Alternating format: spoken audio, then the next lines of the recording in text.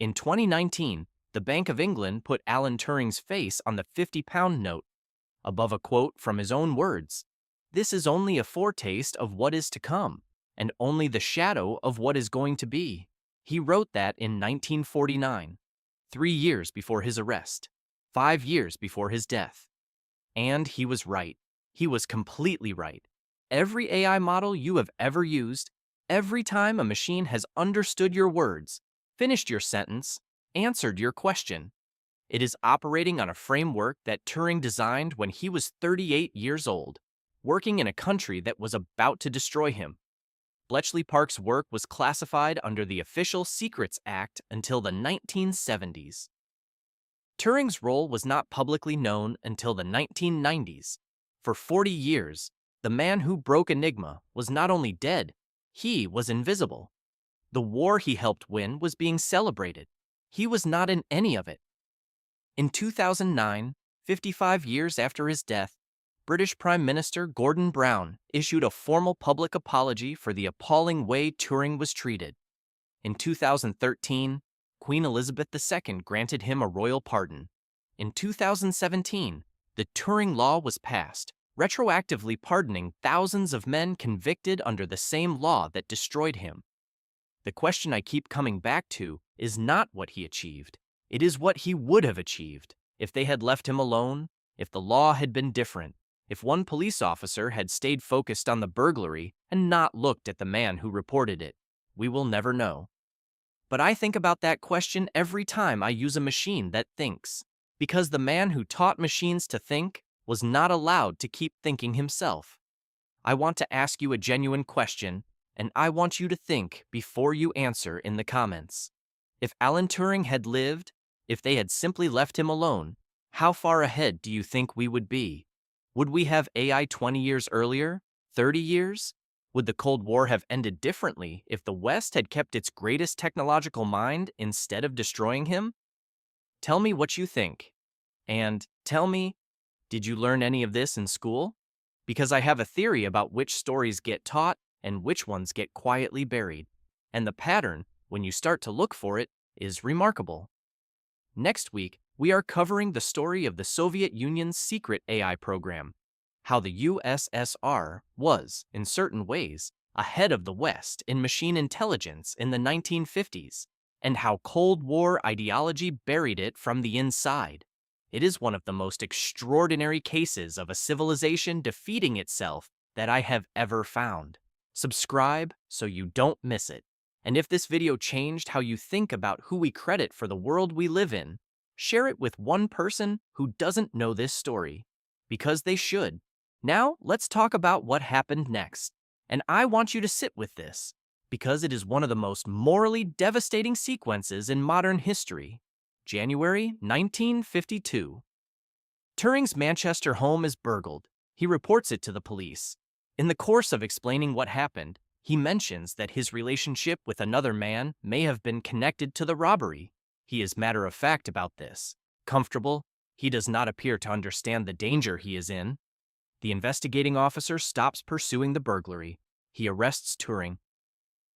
Homosexuality has been a criminal offense in Britain since 1885. The charge is gross indecency. Turing pleads guilty. He never denies it.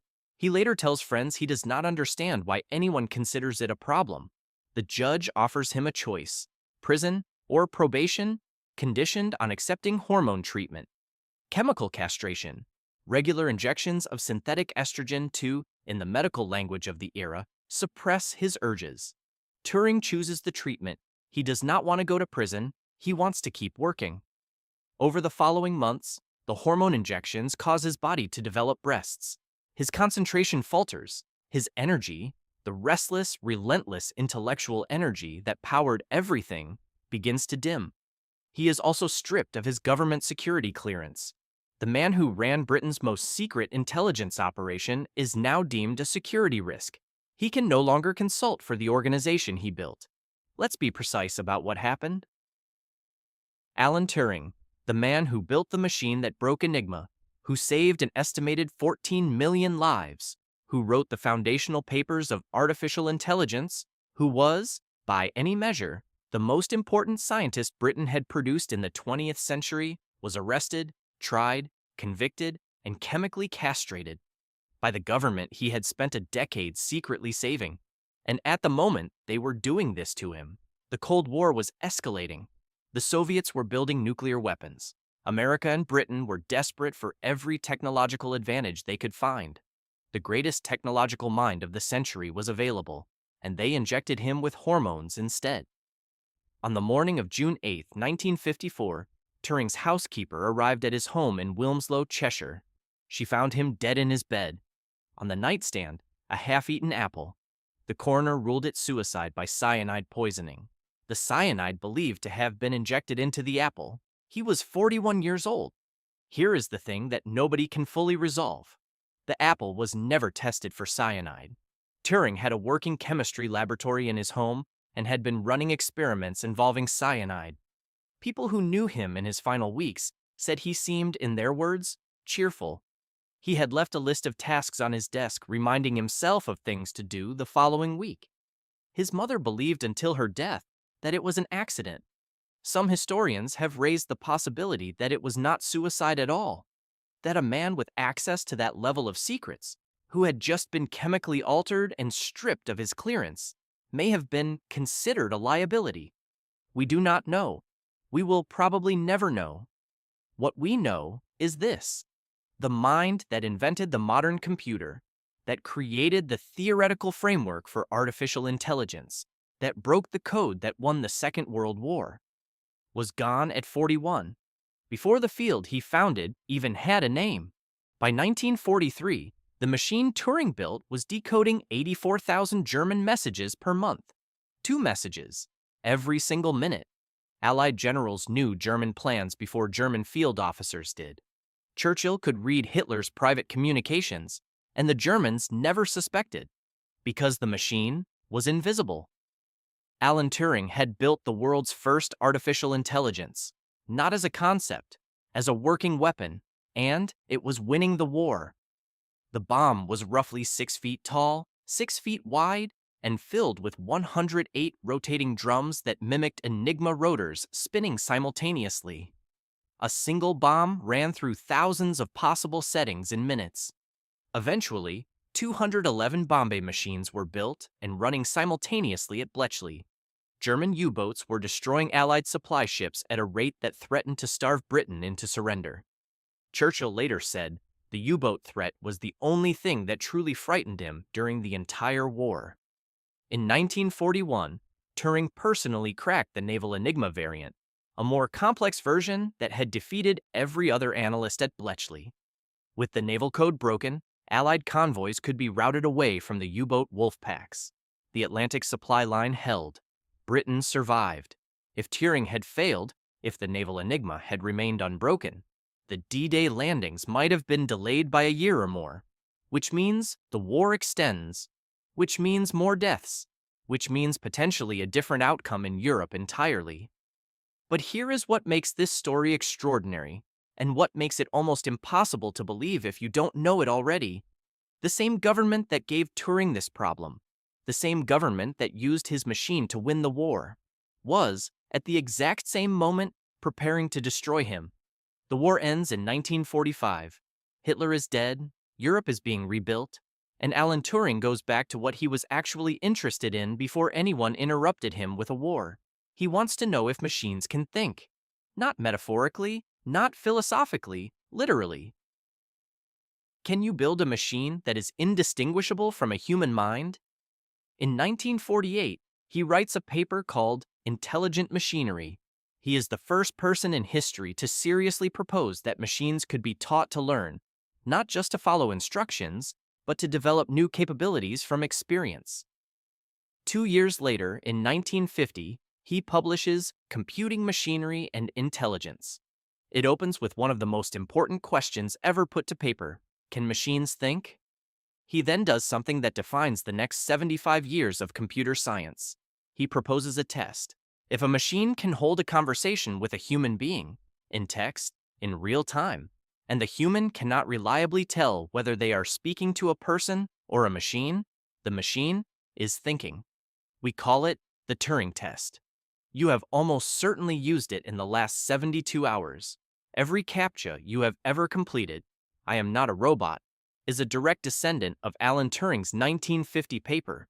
The term artificial intelligence was not even coined until 1958, 4 years after Turing was already dead. He invented the field before it had a name. The man who invented AI and was destroyed by his own government voice over script. Clean version for 11 labs. In 1945, one man had done more to win World War II than almost any general, any pilot, or any soldier on any battlefield. Historians estimate his work shortened the war by 2 to 4 years. That means he saved somewhere between 14 and 21 million lives.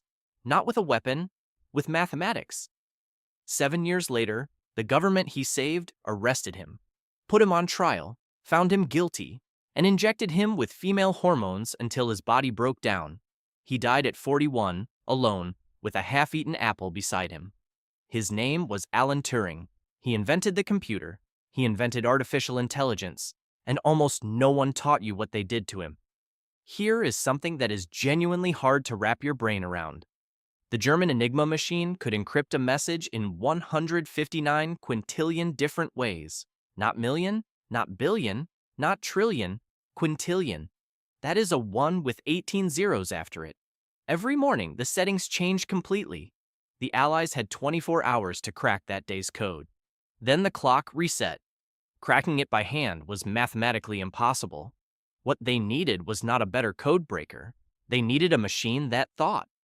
Alan Turing had designed exactly that machine, on paper, in theory, 3 years before the war began. Now, with the war on, they needed him to build it. It is 1936. Hitler has remilitarized the Rhineland. Stalin is running purges. The entire world is being reorganized by force. In a small English university, a 24-year-old mathematician named Alan Turing is writing a paper that almost nobody reads. It will later be recognized as one of the most important documents in human history. Turing's paper introduces the concept of a universal computing machine, a theoretical device that could solve any problem, run any program, perform any calculation if given the right instructions. He called it the universal Turing machine. It is the conceptual blueprint for every computer, every smartphone, every AI model that exists today. He was 24 years old. He had never built a machine in his life. It was entirely in his head. In 1939, Turing is recruited to Bletchley Park, a Victorian mansion in the English countryside that the British government has turned into the most secret code-breaking operation in the world. Around 10,000 people will eventually work there. Almost none of them will tell their families what they do for the rest of their lives.